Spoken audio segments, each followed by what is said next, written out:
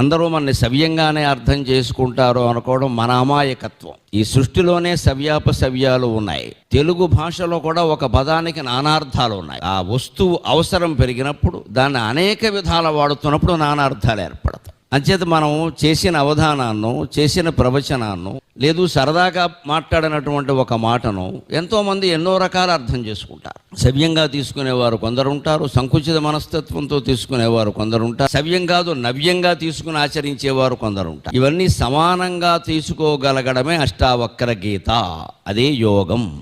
అది నేను మీకు చెప్పడానికి వచ్చినప్పుడు మొదటి రోజు భగవంతుడు నాకు కల్పించిన అవకాశం ఏమిటంటే 25 సాయంత్రం ఇదే శాలలో నువ్వు 2 సమానంగా తీసుకుంటావా లేదా అని అమ్మవారు నాకు పరీక్ష పెట్టి, నేను సమానంగానే తీసుకున్నాను. ఆ హాల్లో ఉన్నప్పుడు ఏం మాట్లాడానో 10 నిమిషాల్లో అక్కడి నుంచి ఇక్కడికే వేషం కూడా మార్చుకోకుండా అదే ప్యాంటు చొక్కాతో కూర్చుని ఏం మాట్లాడానో మీకు తెలుసు.